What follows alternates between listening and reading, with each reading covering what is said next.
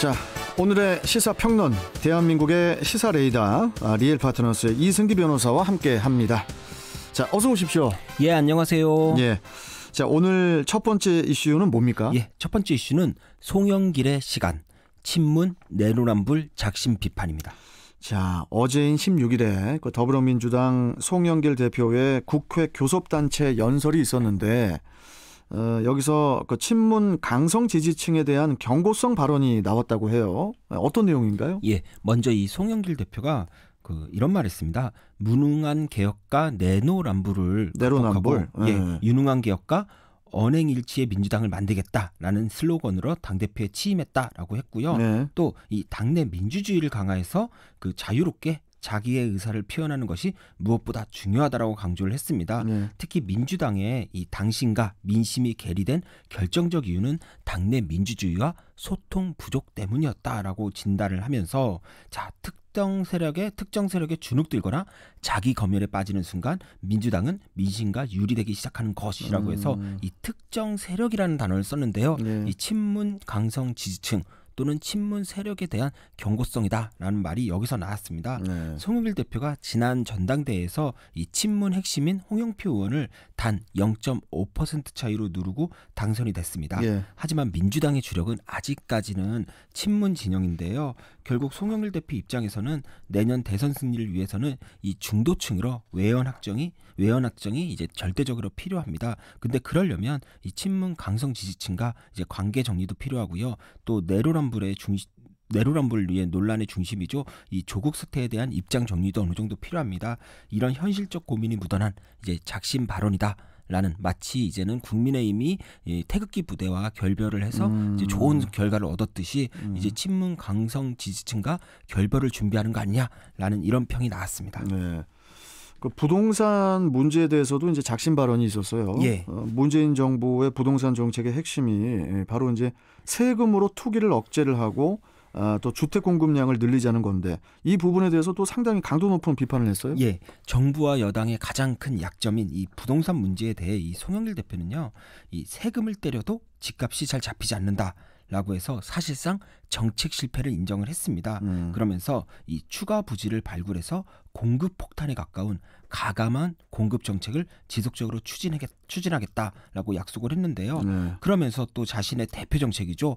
누구나 집, 그러니까 이익 공유형 아파트죠. 누구나 집에 대해서 수도권 6개 도시에 1만 세대의 누구나 집을 시범사업으로 건설하겠다. 그래서 청년 신혼부부 무주택자 서민에게 공급하겠다라고 해서 또 막간 홍보를 또 했습니다. 네. 사실 김현미 국토부 장관 시절부터 이 전문가들이 이 재개발 재건축 완화 그리고 신규 택지 개발을 통해 이 주택 공급을 지속적으로 늘려야 집값이 잡힌다라고 했지만 이 정부에서는 오히려 이 공급 확대가 아닌 이 다주택자에 대한 이제 보유세와 양도세, 중과세와 같이 이제 과세 정책으로 이 집값을 잡으려 했습니다. 그런데 그 역효과가 지금 사상 최악의 집값 상승으로 나타났는데 이 송영길 대표가 정부 여당의 아픈 부분을 정확히 지적했다는 평가고요.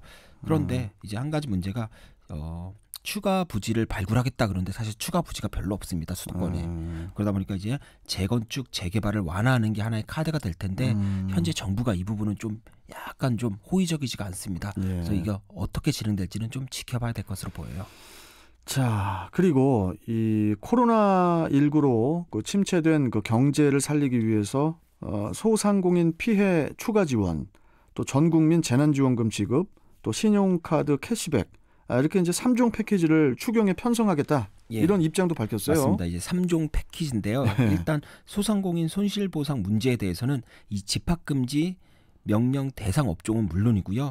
여행업과 공연계 같이 이제는 위기 업종까지 포괄 지원하겠다라는 뜻을 밝혔고요. 네. 이 부분은 이제 어느 정도 안이 나왔고요. 여기에 또 전국민 재난지원금을 지급하겠다라고 했는데 이 부분도 뭐 추석 전으로 해서 지원을 하겠다는 안이 대강은 나온 것 같습니다.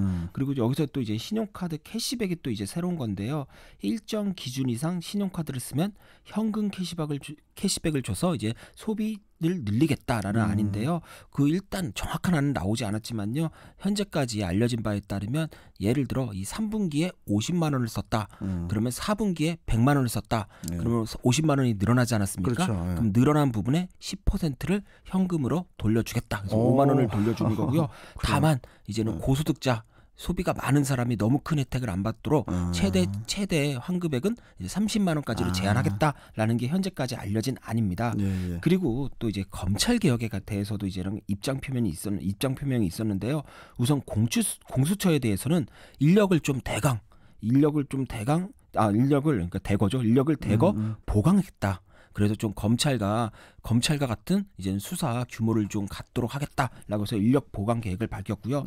가장 논란이 되는 이 중대범죄수사청에 대해서는 아예 언급을 하지 않았습니다. 그렇다 보니까 이 검찰 개혁에 대해서 이 속도 조절에 들어가는 거 아니냐라는 또 평이 있습니다. 자, 그리고 그 현직 검사뿐만이 아니고 그 변호사와 그 법학 교사 등 다양한 그 법조 경력자들을 검사장으로 임명하겠다는 그런 계획도 밝혔어요. 예.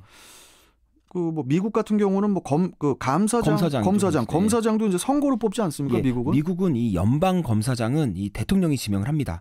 하지만 50여 개 주와 자치령의 이 검찰총장은 이 대부분 선출직인데요. 우리나라로 치면 이제 각 지역의 이제 광역시의 이제 검사장과 약간 비슷하다고 보면 됩니다.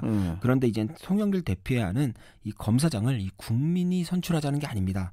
이 변호사나 법학 교수와 같이 검사가 아닌 법조 경력자들을 검사장으로 임명하자는 건데요.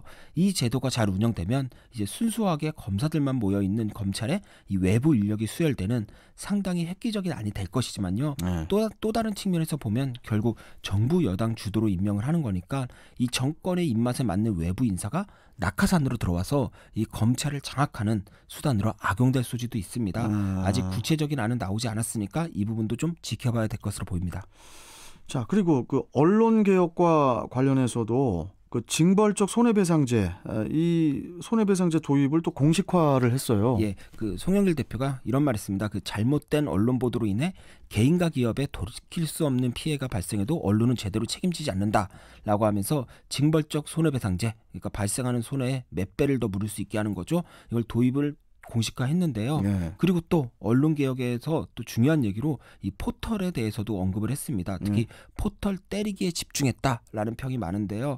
이 포털이 뉴스 알고리즘을 내세워 언론 지형과 시장을 자의적으로 왜곡하고 있다라고 하면서 이 권력화된 포털로부터 언론을 독립시키도록 법적, 제도적 정비를 서두르겠다라는 입장도 함께 밝혔습니다. 네. 자, 그리고 이날 연설에서 그 청년이라는 단어를 21차례 언급했다고 하는데 특히 이제 청년 특임 장관직 신설을 제안했다고 해요. 예. 어제 이 부분이 가장 뉴스 보도가 많이 됐는데요. 최근에 청년 정치가 화두입니다. 이날 연설에서도 송영길 대표가 먼저 지금의 상황을 청년 재난의 시대라고 정의하면서요. 이 청년 문제를 총괄하는 청년 특임장관 신설을 대통령에게 제안하겠다라고 밝혔는데요. 아마 국민의힘 새 대표로 30대 이준석 대표가 뽑히고 또 최고위원회 여성 의원이 대거 진출하는 등 이 새신 바람이 부니까 민주당이 이에 대응해 청년 특임장관 신설안을 내놓은 게 아닌가라는 분석이 많죠. 알겠습니다.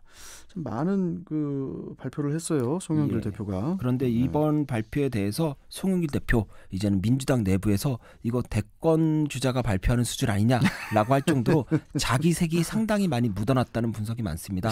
앞으로 이제 송영길의 시간이 시작됐다라는 평이 많은데요. 지켜봐야겠죠. 지켜봐야죠. 자, 다음 이슈 전해주시죠. 두 번째 이슈는 이준석 대 이재명 수술실 CCTV 사이다 격돌입니다. 자, 이준석 국민의힘 대표와 또 이재명 경기도지사 간의 그 수술실 CCTV 설치법 공방이 점점 격해지고 있는데 일단 시작은 이재명 지사였어요. 예, 맞습니다. 이재명 지사가 이제 적극 밀고 있는 이 수술실 CCTV 의무 설치 법안에 대해서 이준석 대표가 한 라디오 방송에서 이 수술실 CCTV가 보급되면 이 의사들이 의료행위에 굉장히 소극적으로 임할 수 있다라고 하면서 이 전문가 의견 청취를 포함해 사회적 논의가 추가로 필요하다라는 입장을 밝혔습니다. 그러니까 반대한다는 표현보다는 좀 논의를 좀 더 사회적으로 해보자라는 입장을 밝혔는데요. 그러자 이재명 지사가 SNS를 통해 그 엘리트 기득권을 대변해왔던 국민의힘의 기존 모습과 달라진 게 없다라고 하면서 이 대표, 그러니까 이준석 대표의 입장 표명에 대해서 실망이다라고 밝혔습니다. 그러자 이준석 대표가 뭐 그대로 지지는 않겠죠. 자, 민주당은 언제까지 선악을 조장해서 여론조사 정치를 할 거냐. 선과 악을 예. 조장해서 여론조사 그렇죠. 정치를 할 것이냐. 예. 180석 기득권에 휘둘러 야당과 충분한 협의 없이 추진했던 부동산 정책 그리고 민식이법으로 뭐 그 외에도 있겠죠. 사고 친 쪽은 민주당 아니냐라고 반박을 했습니다. 예. 그리고 또 민주당 의원들이 이제는 또 민주당의 다른 의원들이 또 이준석 의원의 비판했고요. 이번엔 또 거기에 대고 이제 무소속의 홍준표 의원이 또 비판을 하는 이런 공방전이 계속 하루 동안 이루어졌습니다. 그런데 그 민주당도 어떻게 보면 그 수술실 CCTV 설치에 대해서 좀 반대하는 그런 기조 그렇죠. 아니었나요? 갑자기 입장이 바뀐 겁니까? 사실 지난 2월 18일 이제 보건복지위 소거위원회에서 이 수술실 CCTV 설치법에 대한 논의가 있었는데 그 여당, 그러니까 민주당 복지위원들과 정부도 이 수술실 입구에 설치하는 것은 의무로 하고 내부는 자발적으로 참여하도록 하자라는데 동의를 했습니다. 한마디로 수술실 안에 CCTV를 의무적으로 설치하는 것은 민주당이나 국민의힘 그리고 정부도 모두 반대 입장이었던 거죠. 그런데 이준석 대표가 당선되고 나서 민주당의 태도가 180도 바뀌었습니다.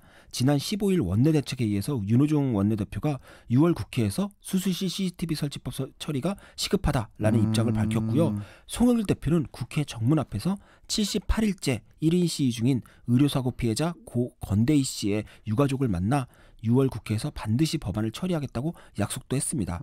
이는 이 수술실 CCTV 설치를 두고 여론의 80% 이상이 찬성을 하고 있습니다. 그런데 이제 국민의힘 특히 이준석 대표가 약간 비판적인 의견을 밝혔는데요. 이런 상황에서 만약 민주당이 법안 통과를 밀어붙여서 성공하면 민주당 공이 되고 만약 국민의힘이 반대해서 통과가 무산돼도 결국 그 비난은 국민의힘이 받는 거니까 민주당 입장에서는 뭐래도 유리한 상황입니다. 특히 이준석 대표가 과학고 하버드대라는 엘리트 코스를 걸어왔는데 이번 수술실 CCTV는 어떻게 보면 최고 엘리트 계층인 의료계와 관련된 겁니다. 이번에 이 대표의 엘리트주의를 시험대에 올려놓을 수 있다는 그런 계산도 깔린 것으로 보입니다. 수술실 CCTV 찬성 여론도 워낙 높고요. 최근에 무자격자 수술 문제, 뭐 성추행까지 계속 이제는 의료계에 이제 고질적인 이제 병폐가 터지고 있어서 이게 참 쉽게 반대하기는 어려울 것 같은데 국민의힘도 뭐 내부 공론화 과정을 거쳐 찬성하는 쪽으로 입장을 정리하지 않을까 그렇게 예상을 합니다. 이거 수술실 CCTV 설치법 관련해서도 이거 너무 정치적으로 이렇게 가서는 안 될 것 같아요. 그렇죠. 예. 이게 지금 국민들이 원하는 그 이유를 파악을 하셔야지들. 자, 아무튼 오늘 말씀 여기까지 듣고 또 내일 뵙겠습니다. 고맙습니다. 예, 감사합니다. 네.